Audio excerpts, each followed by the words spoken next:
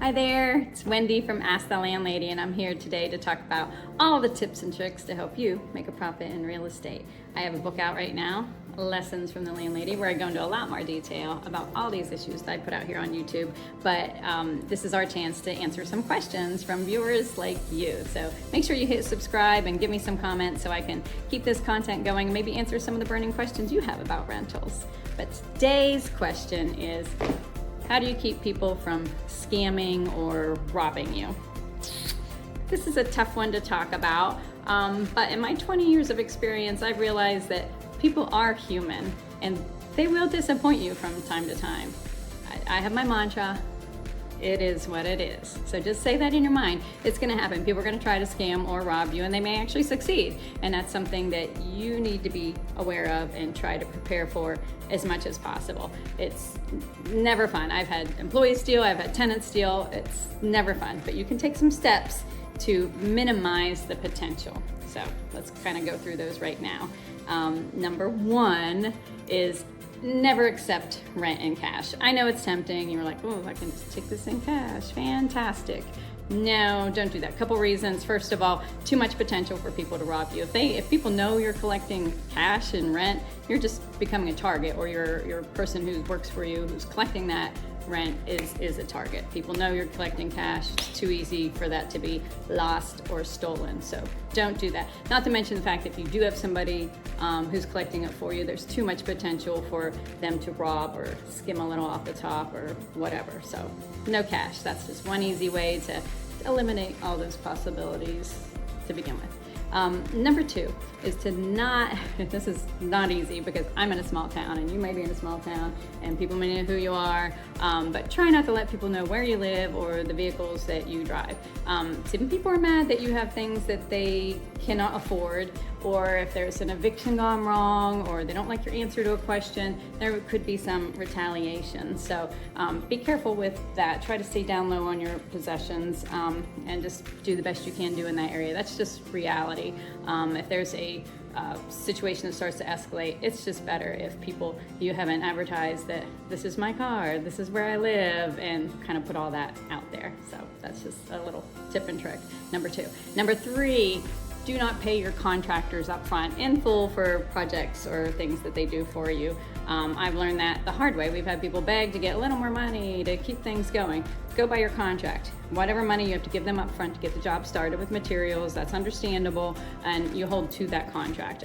We actually had a contractor once midway through come back and say, oh, I just need another $5,000, keep my employees going, and this is somebody I'd worked with for over 10 years, and unbeknownst to me, he did that to all his clients. He was going through a messy divorce, so he went through and begged money from everybody to keep things moving, and then skipped town with all our cash. So that's something that I will never do again. I will stick to that contract. It doesn't matter what situation you get in there, you hold to that contract. You pay this much, this is what the amount of work that should be done. So you do not pay them full until you've gone and inspected it and everything is buttoned up and done. You don't pay them full with the thoughts that, oh, they might come back later and fix a couple more things or add something on. That will not happen. So don't do that. Don't pay upfront for everything.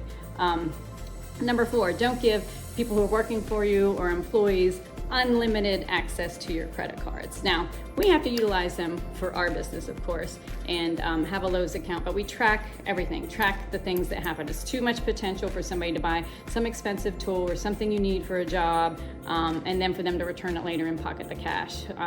You need to know exactly what the purchases are, what project they're going to, and account for those. And if there's some tool that's needed for the job, you got to make sure you get that back and categorized and inventoried, that it just doesn't walk away or disappear, or, oh, we left the apartment open and somebody stole all the stuff. Okay, now track it, make sure you can trust the people before you do that type of situation. Don't give unlimited access without some oversight of that process. Number five, another good scam, and I call this a scam, but it's for tenants to put in a maintenance request and then offer to do that job to get some money off their rent. Be careful, because first of all, does that repair even need done? So you would have to go and inspect and see if there really is an issue there.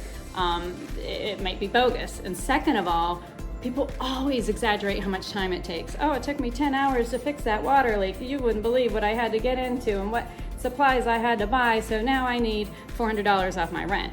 you could have easily called a plumber that maybe gone in and fixed that for 115, right?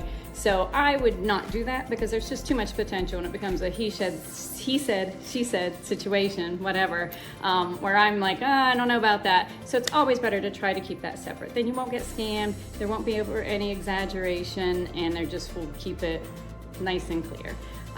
And my next thing is to be careful of, this is my last one, about the bait and switch thing that might happen with tenants. Somebody comes in, looks at your apartment, oh great, yeah, I'm renting it, gives you their ID, everything looks great. They run a credit check, they got the income, fantastic. They're in the apartment, next thing you know, they're gone, and 2 other girls are living there that have no jobs, no income, terrible credit, were evicted from their last place. That bait and switch can be very, very tricky. So be very aware of that. Make sure that you are on top of it. You know who's actually living there. When we do it, what we do is we make sure that that person who's renting the apartment, we have all their ID information, that they go out and get the utilities in their name and give us those account numbers. That's a nice, clean way to make sure that somebody else is putting utilities in their name, because then it becomes very difficult to get that person out once they've established utilities in their name. Even though they're not on your contract, it becomes very tricky with your state laws. So that's something that you want to be aware of that can happen, and try to minimize the possibility of that as much as possible. And you can do that by having great forms. If you don't have any great forms, come over to my website, askthelandlady.com. Happy to give you my package for only $19.99. It's all easy in Word and stuff, spreadsheets, so that you can change it, put your own name on it, add your own clauses, but you can at least see the way that I've worded things to try to minimize these types of risks and scams that can happen. So, do you know about any more scams out there? Shoot me a word in the comment. There's so many scams, and we're all in this together. It's not easy being a landlady and landlord, and every day somebody tries something new. I'm like, oh, it's one I hadn't thought of. People are so creative. So let's share the scams so that we're not prey to them, so that we can all be on top of things and ultimately make the best profit we can in real estate. Thanks for following me. Come to my website at askthelandlady.com. I got lots more information for you, and hit subscribe so we can keep going in this journey together. Thanks. Have a great day.